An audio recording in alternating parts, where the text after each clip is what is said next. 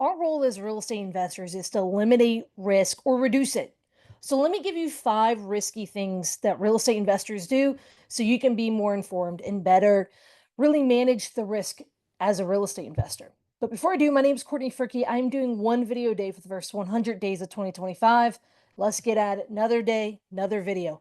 All right, so five risky things. Let me go with the first one. Okay. What you don't want to do as an investor is you don't want to bet on something you cannot control. This could be something as, for example, like the concept of gentrification, right? Obviously, there's a level if you're doing the development yourself, you can control that. But if you're betting on other things happening by other people, whether it's that they don't do it or that they do it, you want to be careful. For example, betting that regulations against short-term rentals won't happen in your area. Like you want to be careful. There's a lot of people who made that bet. They're having to cash that check right now, and it's not pleasant. You also want to be careful with, like, for example, HOAs. Maybe you are betting that they won't make either they won't enforce a certain rule or they won't make a new rule against whether it's short-term rentals or what have you. You want to be careful. I mentioned speculation of growth, like with gentrification, things like that. Look, in my area, there was a an Amazon warehouse that was built. It even had me thinking of buying in that area. But the reality is, unless it's a deal today, at the numbers today, don't go betting on other things. Also don't want to bet on things like appreciation that, this area is just going to grow, grow, grow. Look, the thing needs to work. The deal needs to work today based on those numbers, not based on other things happening. You want to be careful that, especially if it's something that can be taken away, for example, the HOA or the local ordinances with regulations against, for example, a short term rental, a co living space, what have you. Be very mindful. Okay. So first, one of the risky things you can do as a real estate investor is bet on something you can't control. Don't do that. Do as much as you can to control or always make a backup plan. For example, if you're in an HOA and you have a short-term rental, but you fear that at some point they could, put a rule that would, disallow whether it's a local ordinance or the HOA, then run your numbers as a long-term rental. That is one way you can, reduce risk. All right, second thing. This is the second thing that real estate investors do that are risky is if you buy real estate investments just for depreciation or appreciation. So, depreciation, that is that tax benefit, right? That paper loss. And it is a great benefit, but really it's just a benefit on paper. The other one is appreciation. It's like betting that the values will go up. You know, depreciation and appreciation, although they are good benefits in real estate alone, those two reasons alone are, they're pretty tough benefits just to bet the entire deal on. So, sure, those benefits are good. I don't want to negate those, but you do want to look at, does the property cash flow and does the property have equity? If you're solely getting into a deal with no equity and with no cash flow, but you're just saying, "Oh, I can depreciate it and it'll appreciate and stuff like that." And amortization, right? You're going to pay down the loan. Okay, like I hear that, but first of all, there's way more deals out there that cash flow and have equity.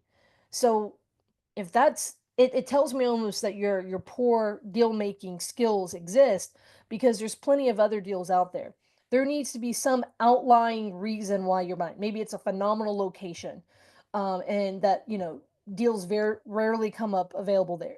Or you just want to be careful because maybe today you have the ability to bankroll. It's not, it not cash flowing or it not having equity, but keep in mind, the property not having equity means it's illiquid. It's, going to be something where your money is going to be tied up into it and you're not going to have a lot of strategies on the back end. And so you want to be very careful. It's very risky because you're really pigeonholing yourself. You'll have to, bankroll any vacancies to make a payment on the loan or your cash is stuck there, right? And then any repairs, you're having to bankroll all of that, especially if it doesn't cash flow. So be careful betting on just, depreciation, appreciation, amortization, stuff like that. You really want to look for both cash flow and equity in the deal. Otherwise there needs to be some huge outlier, and you've got to be very experienced to get into deals that are just like that. All right.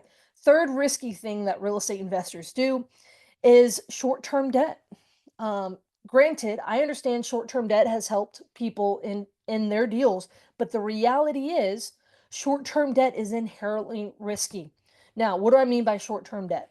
So, where the term is shorter. So, maybe it's only debt that's available for 6 or 12 months. Or maybe it has, based on a 30-year term, but there's a 5-year balloon. Or it's an adjustable rate mortgage. At the fifth year, things are going to change. Something along those lines. You want to be careful. My mentors taught me that balloons are for clowns. I often say that balloons are for clowns and for special occasions. I don't pit them into my, the deals that I structure, the financing that I get, unless number one, it's further out. So 7 or 10 years. Because when you have short-term debt or things like a balloon or adjustable rate, you know, ultimately it's like you're forcing yourself to predict the future. So imagine that you bought a deal in 2005, but it had a 3-year balloon on it. That's 2008 when there was a major crash. You ultimately you potentially, because of having that balloon, most people who had that either lost their property or they had to basically renegotiate an extension or figure something out between the lender and the property owner. Now, granted, what if you bought the property 2005 and you had a 10-year balloon? So 2015, even though there was a very tumultuous time in between then, did things not basically rebalance in 10 years? Absolutely. And so if you're going to do anything short term, like a balloon or a shorter term loan, be very careful. Those things can be a lot more riskier, but if you can push it out to 7 or 10 years, that can at least give you some time to pay down. Hopefully, it's amortizing so you can pay down the loan or the property value can go up, things along those lines. This is one of the big reasons why commercial real estate is challenging right now because a lot of them had bridge debt, which is a version of short-term loans, and or they had adjustable rates, and now they're about to adjust to when they previously were at 3% or 4%, now they're looking at 8%. That can drastically change the deal. That's why the commercial space is struggling significantly right now, as well as the banks that have their debt. So ultimately, guys, don't it's risky to force yourself to have to predict the future. It's also forcing you to deal make more than just when you got into the deal. So be careful with that. So again, yes, I understand that short-term debt like hard money loans, bridge debt, balloons, things like that can work, but it is a riskier task or a riskier term in a loan. So be careful with that. All right, the fourth risky thing that real estate investors do is keeping properties vacant. Now, whether it's vacant because you bought it and then you're just waiting to do, start the work, whether it's, in between tenants or whatever, or maybe you're just saying, hey, look, I'll get to it when I get to it. Um, Look, vacant properties are the bane of my existence. You want to be very careful with them because ultimately there's going to be a level there where you are going to have to, um, you know, recognize the risk. If you get away without having any issues while a property is vacant, count yourself lucky. So, for example, what could happen? You could have, you know, ultimately you've got things like moisture issues, right? Let's hope you're keeping the utilities on to keep, the air moving in there and things like that. But like for example, right now we're in winter months. We're about to have another Arctic freeze here, so it's one of those things where it's like, hey, you hope you don't have things like a pipe burst or anything like that.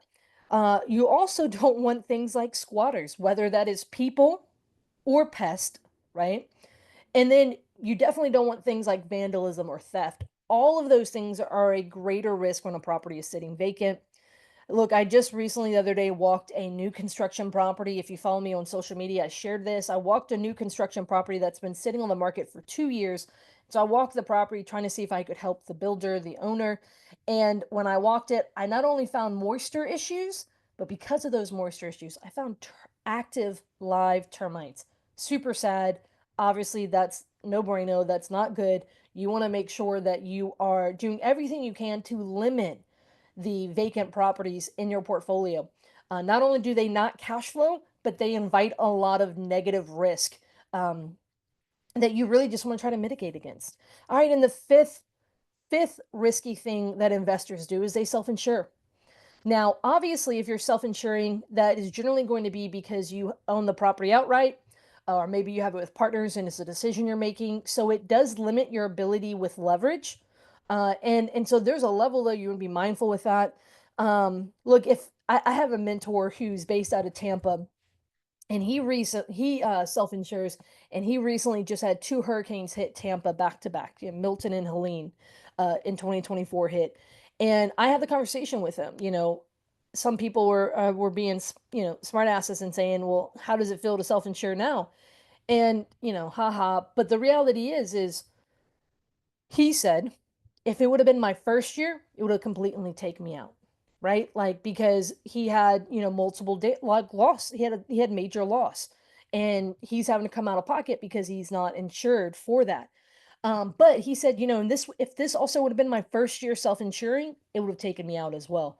And he said, but because it was multiple properties and he was saving on policies on multiple properties over the years, that this one, catalytic event basically, um, you know, I don't know if he has factored up how much money he saved on, again, if it was just one property and if it was just your first year, it would have taken you out, right? Like that doesn't make sense. But if it's multiple properties, so you're saving on multiple policies, and if it is over a period of multiple years, there's some benefit there. Now, at the same time, you're definitely carrying a level of risk. You've got to be able to access the capital, or you have to be able to, pay for it yourself. Now, granted, at the same time, he's in Florida where the land is still worth a significant part of the value of the property. We don't always have that here in Louisiana. So keep that in mind. So, what are the five risky things that investors do? Look, number one, you bet on something you can't control. Number two, you buy just for depreciation, appreciation, or amortization. The third one is short term debt, like balloons. The fourth one is keeping properties vacant. And the fifth one is self insuring. Guys, it is our job to minimize risk within our portfolios. So, double check, see if there's anything here that you are currently doing. And if you're doing them, just know that you have the risk and build in some backstops, right? So have some alternatives, things like that. So, all right, guys, this has been another video, another day, another video. Hope you guys are enjoying these. I will see you tomorrow. Subscribe if you have not already. Thanks, guys.